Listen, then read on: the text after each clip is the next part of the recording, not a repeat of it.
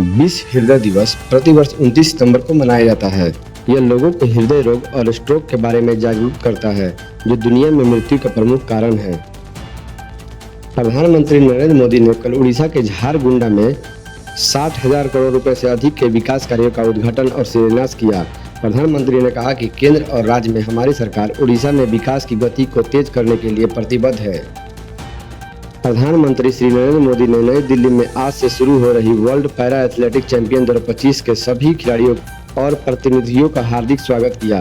X पर post करते हुए प्रधानमंत्री नरेंद्र मोदी ने लिखा, भारत को गर्व है कि वह वर्ल्ड पैरा एथलेटिक चैंपियन 2025 की मेजबानी कर रहा है, जो आज से दिल्ली में शुरू हो रही है।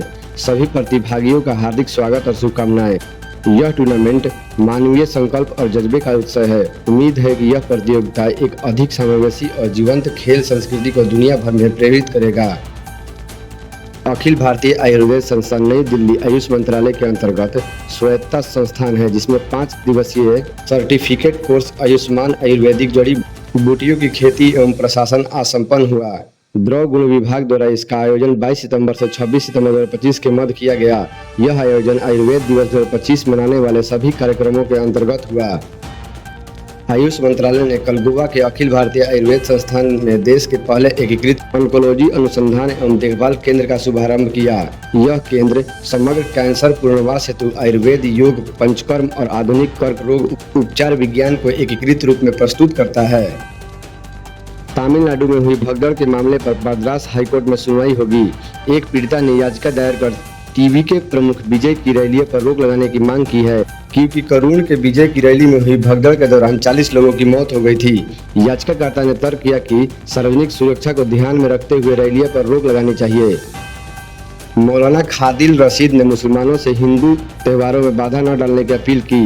उन्होंने कहा कि हाल ही में रबी उल अव्वल महीने में सबसे मोहब्बत का इजहार किया। अभी जो ट्रेंड चल रहा है उसे रोकने की सख्त जरूरत है। बता दें कि 26 सितंबर को बरेली में आई लव मोहम्मद मामले को लेकर बड़ा बवाल हुआ था। तमिलनाडु के करूर में अभिनेता विजय की रैली में भगदड़ मचने से 40 लोगों की जान चली गई और लगभग 100 घायल हो गए। मृतकों में वृंदा भी शामिल है, जो अपने बच्चों को छोड़कर विजय की रैलिया में गई थी। विजय ने इस घटना का दुख व्यक्त किया और मृतकों के परिवार को 20 लाख रुपए और घायलों को 2 लाख रुपए की सहायता देने की घोषणा की। तमिलनाडु के करूर जिले में अभिनेता विजय की रैली में भगदड़ मचने से 40 लोगों की मौत हो गई, जिसमें 55 वर्षीय जया भी शामिल थी। जया अपने बेटे मुरुगन के साथ विजय को देखने गई थी, लेकिन भगदड़ में उसकी जान चली गई और उसका बेटा आईसीयू में है। मुख्यमंत्री स्टालिन ने मृतकों के परिवार को 10 लाख रुपए का मुआवजा देने की घोषणा की है। रूस ने कीव और यूक्रेन के अन्य हिस्सों पर सैकड़ों ड्रोन और मिसाइलें दागी, जिसमें कम से कम 4 लोगों की जान चली गई और कई घायल हुए। पोलैंड ने भी अपनी वायुसेना को जवाबी कार्रवाई के लिए भेजा। यूक्रेन की सेना का दावा है कि उसने 568 ड्रोन और 43 मिसाइलों को मार गिराया। राष्ट्रपति जेलेंस्की ने कहा कि 12 घंटे तक चले हमले में कई इमारत क्षतिग्रस्त। गोपालगंज में नीतीश कुमार ने कहा कि राजद के साथ सरकार बनाना एक भूल थी और वे अब कभी भी उनके साथ नहीं जाएंगे। उन्होंने लालू राबड़ी सरकार पर बिहार में भय और अराजकता का माहौल बनाने का आरोप लगाया। नीतीश ने अपनी सरकार द्वारा किए गए विकास कार्यों की बात की। दिल्ली में एक जिला कोर्ट परिसर में एक वकील ने एक पीड़िता से छेड़छाड़ की। पीड़िता ने अपने वकील का इंतजार कर रही थी, तभी आरोपी वकील ने उसका हाथ पकड़कर गरबा खेलने की फरमाइश की। पीड़िता ने भागने की कोशिश की तो आरोपी ने उसका पीछा किया। पीड़िता की शिकायत पर पुलिस ने छेड़छाड़ का मामला दर्ज किया है। असम के मुख्यमंत्री हिमंत बिस्वा शर्मा ने बताया कि कछार जिले में पुलिस ने 24 बांग्लादेशियों को अवैध रूप से भारत में प्रवेश करने के आरोप में गिरफ्तार किया है और उन्हें वापस बांग्लादेश भेज दिया गया है। मुख्यमंत्री शर्मा ने कहा कि असम घुसपैठियों की पहचान करना और उन्हें वापस भेजना जारी रखेगा। बिहार विधानसभा चुनाव की तैयारियों के बीच चुनाव आयोग ने 470 केंद्रीय पर्यवेक्षक की नियुक्ति की। इनमें आईएएस, आईपीएस और आईआरएस अधिकारी शामिल है। ये पर्यवेक्षक बिहार चुनाव के साथ साथ जम्मू कश्मीर, राजस्थान, झारखंड, तेलंगाना, पंजाब, मिजोरम और उड़ीसा की 8 विधानसभा चुनावों पर होने वाले उपचुनावों की निगरानी करेंगे। चुनाव आयोग के अनुसार ये पर्यवेक्षक निष्पक्ष मतदान सुनिश्चित करने और मतदाताओं को जागरूक करने में मदद करेंगे। छत्तीसगढ़ के कांकेर में सुरक्षा बलों ने नक्सलियों के खिलाफ ऑपरेशन में बड़ी सफलता हासिल की है। हिंदखंडक जंगल में 3 नक्सलियों को मार गिराया, जिन पर कुल 14 लाख रुपए का इनाम था। काकेर गरियाबंद डीआरजी और बीएसएफ की संयुक्त टीम ने सर्च ऑपरेशन के दौरान मुठभेड़ में इन नक्सलियों को मार गिराया। घटना स्थल से हथियार और अन्य नक्सली सामग्री भी बरामद की गई है। असम के मशहूर सिंगर जुबिन गर्ग की सिंगापुर में हुई रहस्यमयी मौत के मामले में उनके परिवार ने सीआईडी के पास शिकायत दर्ज करवाई है। जुबिन की पत्नी गरिमा गर्ग और अन्य परिजनों ने सिंगर की मौत के जांच की मांग की है। परिवार ने जुबिन के मैनेजर और आयोजनकर्ता पर लापरवाही का आरोप लगाया है। दिल्ली के बसंत कुंज स्थित आश्रम में 17 छात्राओं से छेड़छाड़ के आरोपित स्वामी चत्यानंद सरस्वती उर्फ पार्थ सारथी को शनिवार रात पुलिस ने आगरा के ताजगंज इलाके में एक होटल से गिरफ्तार किया। रविवार को आरोपी को पटियाला हाउस कोर्ट में मजिस्ट्रेट के सामने पेश किया गया। पुलिस ने अदालत से आरोपी की 5 दिन की हिरासत की मांग की, जिसे जज ने मंजूरी दे दी। माना जा रहा है कि पुलिस की पूछताछ में आरोपी कई बड़े खुलासे कर सकता है। टिकारी कॉलेज में पीजी सेंटर का शुभ आरंभ है। 7 विषय में होगी स्नातकोत्तर पढ़ाई। स्थित सत्येंद्र नारायण सिन्हा कॉलेज में रविवार को बहुप्रतीक्षित पीजी सेंटर का शुभारंभ हुआ। क्षेत्रीय विद्यालय डॉक्टर अनिल कुमार और विश्वविद्यालय के कुलपति प्रो एसपी शाही ने संयुक्त रूप से इनका उद्घाटन किया। कुलपति ने घोषणा की कि इसी शैक्षणिक सत्र से कॉलेज में 7 विषयों में स्नातकोत्तर कक्षाएं शुरू होंगी। साथ ही स्नातक स्तर पर 10% अधिक अतिरिक्त सीटों बढ़ाई जाएंगी। ऐसे ऐतिहासिक पहल में टिकरी अनुमंडल के छात्र छात्राओं को अब उच्च शिक्षा के लिए दूसरे शहरों में नहीं जाना पड़ेगा। कार्यक्रम में मगध विश्वविद्यालय के कुल सचिव सहित बड़ी संख्या में गणमान्य व्यक्ति उपस्थित रहे, जिन्होंने इस कदम को क्षेत्र के शैक्षणिक विकास में एक मील का पत्थर बताया। ऑफलाइन ट्रांसफर को लेकर शिक्षकों का आंदोलन। शिक्षा मंत्री के आवास का घेराव। उत्तर प्रदेश के संभल जिले में चंदौसी में गुरुवार को शिक्षा राज्य मंत्री गुलाब देवी के आवास पर प्रदेश भर के आए करीब 150 शिक्षकों ने जोरदार प्रदर्शन किया। शिक्षकों ने ऑफलाइन स्थानांतरण में मांग को लेकर मंत्री के आवास को घेराव किया और धरने पर बैठ गए। शिक्षकों के आरोप है कि शिक्षा विभाग में जून ऑफलाइन और ऑनलाइन दोनों तरीकों से स्थानांतरण का आवेदन मांगे थे, लेकिन केवल ऑनलाइन आवेदनों का स्थानांतरण किया गया और ऑफलाइन आवेदनों पर रोक लगा दी गई। एक शिक्षिका ने भावुक होकर कहा कि मैं अपने 1 साल के छोटे बेटे को घर पर छोड़कर आई हूँ। यह धारणा नहीं है, अरमान अनशन है। शिक्षकों की चेतावनी दी है कि स्थानांतरण सूची जारी होने तक वे अपना प्रदर्शन जारी रखेंगे। भारत ने रचा इतिहास। हैदराबाद के 10 युवाओं ने बनाई देश की पहली पूर्णतः स्वदेशी एआई चिप। भारत ने टेक्नोलॉजी के क्षेत्र में एक बड़ी कामयाबी हासिल करते हुए देश की पहली पूरी तरह से स्वदेशी आर्टिफिशियल इंटेलिजेंस ये ऐतिहासिक कारनामा हैदराबाद में हुई T chip Semicon constitution summit में सामने आया है। सबसे हैरान की बात यह है कि इन चिप को बनाने वाली टीम में 10 से भी कम लोग शामिल थे। इस चिप के निर्माता और आईआईटी हैदराबाद के इनोवेटर दिनेश ने बताया कि यह सिर्फ एक हार्डवेयर नहीं है, बल्कि इनके साथ एक पूरा सॉफ्टवेयर सिस्टम भी तैयार किया गया है। उन्होंने कहा कि हमें इनवीडिया या क्वालकॉम जैसे विदेशी कंपनियों पर निर्भर क्यों रहना चाहिए, हम भारत में ही अपने खुद की कंपनियां क्यों नहीं बना सकते। इस चिप की सबसे बड़ी खूबी यह है कि इसमें देश की स्टार्टअप्स और शिक्षण संस्थानों को सस्ते दामों में एआई हार्डवेयर मिल सकेगा, जिससे पैसा विदेश नहीं जाएगा और देश तकनीकी रूप से आत्मनिर्भर बनेगा। वहीं तेलंगाना सरकार ने भी चिप निर्माण को बढ़ावा देने के लिए नई नीतियों और सब्सिडी देने का वादा किया है। इलन मस्क का ग्रॉक 3 एआई, क्या यह चैट जीपीटी और डीपसीक को पीछे छोड़ पाएगा? टेक दुनिया में एक बार फिर नया तूफान आया है। इलन मस्क की एआई कंपनी XAI ने अपना नया सबसे शक्तिशाली एआई मॉडल ग्रॉक 3 लॉन्च कर दिया है। कंपनी का दावा है कि यह मॉडल पिछले सभी वर्जन से कहीं ज्यादा एडवांस, तेज और स्मार्ट है। खास बात यह है कि ग्रॉक 3 को 2 लाख H100 GPU पर ट्रेन किया गया है, जो इससे पहले के मुकाबले 10 गुना ज्यादा पावरफुल बनाता है। इस नए एआई चैटबॉट की सबसे खास बात है कि इसके थिंक मोड और बिग ब्रेन मूड जैसी फीचर्स जो यूजर को किसी भी प्रॉब्लम का सबसे तेज और सटीक सॉल्यूशन देने में मदद करते हैं। XAI ने जो बेंचमार्क टेस्ट रिजल्ट दिखाया है, इसमें ग्रॉक 3 ने विज्ञान, गणित और कोडिंग जैसे क्षेत्रों में ChatGPT 4 और Gemini 2 Pro और DeepSeek V3 जैसे AI मॉडल को पीछे छोड़ दिया है। हालांकि ग्रॉक 3 अभी सिर्फ X के प्रीमियम और प्रीमियम प्लस सब्सक्राइबर ही इस्तेमाल कर सकते हैं। एलन मस्क ने यह भी बताया कि जल्द ही ग्रॉक 3 में वॉइस इंटरेक्शन की सुविधा भी आ जाएगी, जिससे यूजर्स AI से बातचीत भी कर सकेंगे। अब दिखना यह है कि क्या ग्रॉक 3 वाकई में एआई दुनिया में नया राज बन पाएगा या फिर चैट जीपीटी और डीपसीक जैसे पुराने अपने जगह बनाए रखेंगे। बीएसएफ की बड़ी सफलता, भारत पाक सीमा पर ड्रोन के जरिए हीरोइन तस्करी करने का मंसूबा हुआ नाकाम। पंजाब की भारत पाकिस्तान अंतर्राष्ट्रीय सीमा पर सीमा सुरक्षा बल बीएसएफ ने एक बार फिर तस्करों के मंसूबों पर पानी फेर दिया। बीएसएफ के जवानों ने रविवार को आजमसर और तरन तारण जिलों में अलग अलग ऑपरेशन करके 2 DJI मैविक क्लासिक ड्रोन और लगभग 558 ग्राम हीरोइन बरामद की। ये कार्रवाई खुफिया जानकारियों और सतर्क संगत के आधार पर की गई है। बीएसएफ का कहना है कि पाकिस्तान की तरफ से नशीले पदार्थ की तस्करी के लिए ड्रोन का इस्तेमाल के मामले में लगातार बढ़ रही है। हालांकि सेना ने सगज नजरों से आगे तस्करों के प्रयास बार बार विफल हो रहे हैं। जो ऑपरेशन बीएसएफ की सीमा सुरक्षा को लेकर सतर्कता और क्षमता को एक बार फिर रेखांकित करता है। बिहार के 2 जिलों में विकास की बहार, 2330 करोड़ रुपए की 500 से अधिक योजनाओं का शिलान्यास। बिहार सरकार की विकास यात्रा को आज नई गति मिली। आज वैशाली और गोपालगंज जिले में कुल मिलाकर 2330 करोड़ रुपए से अधिक की लागत से 500 से अधिक विकासमित योजनाओं का शिलान्यास एवं लोकार्पण किया गया। वैशाली जिले में लगभग 745 करोड़ रुपए की 331 विकासमित योजनाओं का उद्घाटन एवं शिलान्यास किया गया। वहीं गोपालगंज जिले में 1585 करोड़ रुपए की लागत से 185 विकासमित योजनाओं की शुरुआत की गई। इसमें प्रगति यात्रा के दौरान घोषित योजनाओं भी शामिल है। इन योजनाओं का क्रियान्वयन एवं दोनों जिलों के विकास कार्यों को नई गति मिलेगी और स्थानीय लोगों के जीवन स्तर में सकारात्मक सुधार होगा। कार्यक्रमों के दौरान सामाजिक सुरक्षा पेंशन योजना और लाभार्थियों और जीविका दीदियों और उपभोक्ताओं के साथ संवाद कार्यक्रम भी आयोजित किए गए। साथ ही स्थानीय कार्यकर्ताओं से बातचीत कर उनकी समस्या और सुझावों को सुना गया। संबंधित अधिकारियों का उन पर उचित कार्रवाई के निर्देश दिए गए। इन विकासमित परियोजनाओं को पूरा होने पर जिलों के आम नागरिकों को सीधा लाभ मिलने की उम्मीद है।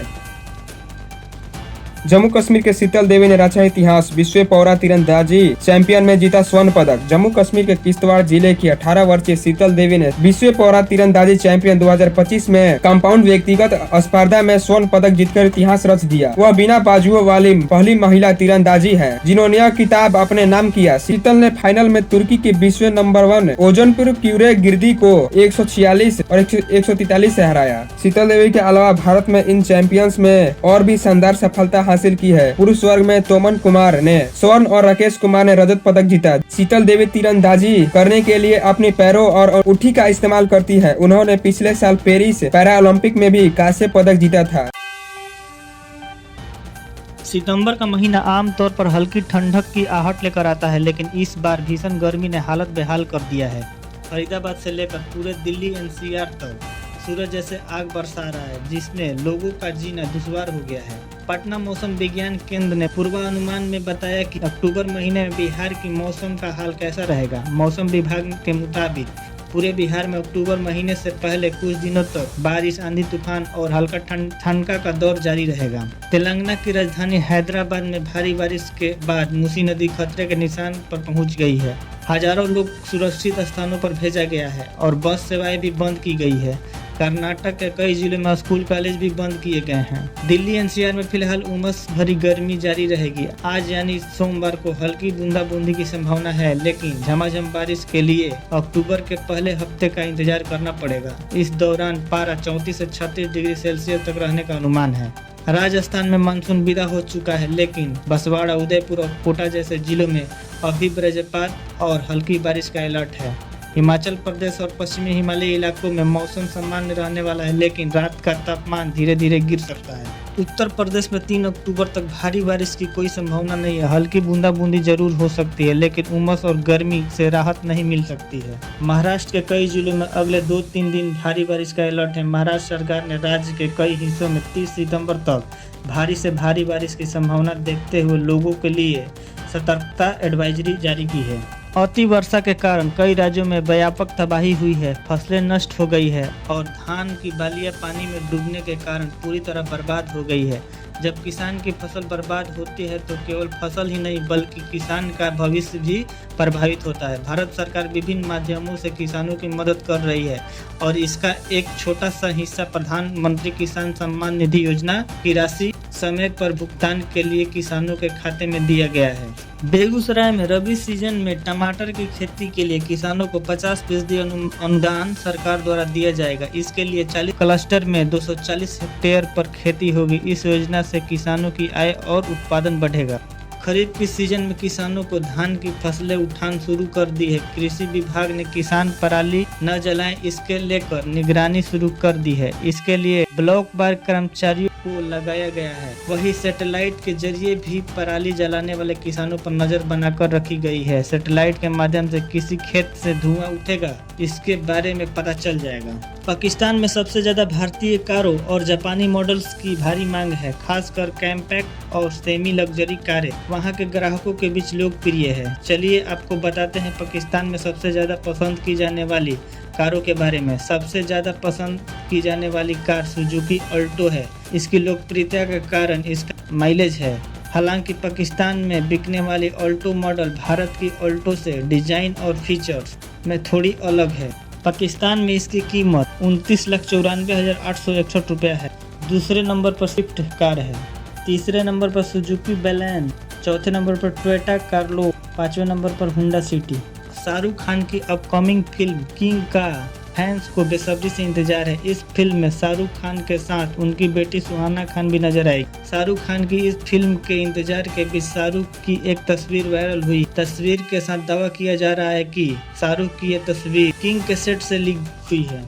हर साल रानी मुखर्जी और काजोल धूमधाम से दुर्गा पूजा सेलिब्रेट करते हैं। इस साल भी दोनों अभिनेत्रियों ने मुंबई के पंडालों में दुर्गा पूजा शुरू की। इस दौरान दोनों अभिनेत्रियां एक दूसरे से गले मिलकर इमोशनल हो गई। उसका वीडियो सोशल मीडिया पर वायरल हो रहा है। मुजफ्फरपुर में भारत के नवनियुक्त उपराष्ट्रपति सीपी राधाकृष्णन आज माता चामुंडा देवी के दर्शन और पूजन के लिए आएंगे।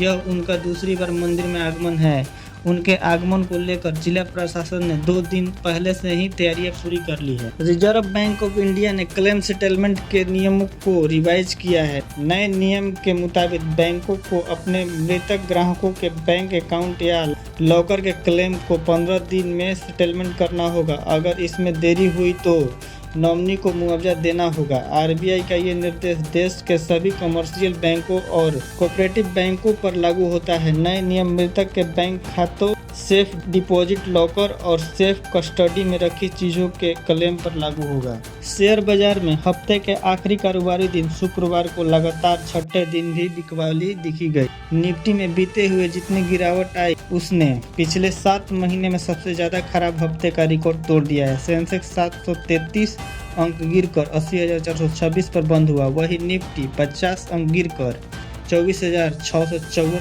पर कारोबार बंद हुआ। गुरुग्राम में महिला का पीछा करने और आपत्तिजनक मैसेज भेजने पर कांस्टेबल निलंबित। उसने महिला की कार के नंबर से निजी जानकारी जुटाई। कांस्टेबल ने कहा कि वो महिला से दोस्ती करना चाहता था। महिला ने वीडियो जारी कर पूरी घटना बताई। एफआईआर दर्ज होने के बाद कांस्टेबल को निलंबित कर दिया गया है। मध्य प्रदेश के रायसेन में खंडेरा मंदिर मेला में अचानक एक झूला टूटकर झुक गया। हालांकि गनीमत रही कि हादसे में किसी को कोई चोट नहीं आई। हादसे के दौरान मौके पर मौजूद स्थानीय लोगों और पुलिस बल से झूले और फंसे लोग को बचा लिया। कांग्रेस नेता राहुल गांधी ने दक्षिण अमेरिका का दौरा शुरू किया। इसमें वो ब्राजील, कोलंबिया समेत 4 देशों की यात्रा करेंगे। इस यात्रा के दौरान वे राजनीतिक नेताओं, विश्वविद्यालय के छात्रों और व्यापारी संगठनों से मुलाकात करेंगे। लद्दाख में कर्फ्यू का आज चौथा दिन है। लेह का वह बाजार जो दुनिया भर के सैलानियों की चहल पहल से गुलजार रहता था, चौथे दिन भी सुन पड़ा है। विश्व परिषद लेह मार्केट जहां हर मौसम में रौनक देखने को मिलती थी, वहां आज सन्नाटा पसरा है। पर्यटन पर इसका सीधा असर दिख रहा है। वही स्थानीय दुकानदार अपनी बंद दुकानों के बाहर बैठे चिंता जता रहे हैं। उनका कहना है कि यह अभूतपूर्व स्थिति लेह के पर्यटन को लंबे समय तक प्रभावित कर सकती है। इंडियन बुलियन ज्वेलर्स एसोसिएशन की अपडेट पर किए गए रेट्स के मुताबिक 10 ग्राम 24 कैरेट गोल्ड रेट 1,13,262 रुपये पर पहुंच गया है। वही चांदी की बात करें तो 1,42,147 रुपये प्रति किलो पहुंच गया है। बगा में ICDS विभागों की बड़ी लापरवाही, आंगनबाड़ी केंद्र पर बच्चों को एक्सपायरी दूध, महिलाओं ने किया हंगामा। खबर बगा से है जहां ICDS विभाग की बड़ी लापरवाही उजागर हुई है। इसके बाद वाल्मीकि नगर स्थित आंगनबाड़ी केंद्र पर महिलाओं ने जमकर हंगामा किया है। दरअसल नौनिहाल मासूम बच्चों को एक्सपायर दूध और कीड़े मकोड़े वाले राशन परोसे गए हैं। लिहाजा सेविका के घेराव कर केंद्र पर महिलाओं ने बवाल काटा और CDPO बगा दूध से कार्रवाई की मांग किया है। मेष राशि के जातकों को व्यापार के अच्छा मुनाफा मिलेगा और कार्य क्षेत्र में सम्मान बढ़ेगा। वृषभ राशि वालों के लिए दिन समान रहेगा लेकिन पुराने निवेश से लाभ हो सकता है। मिथुन राशि को भाग्य का साथ मिलेगा, नए कार्यों में सफलता मिलेगी। कर्क राशि के लिए पारिवारिक जीवन सुखद रहेगा और संतान पक्ष में शुभ समाचार मिलेगा।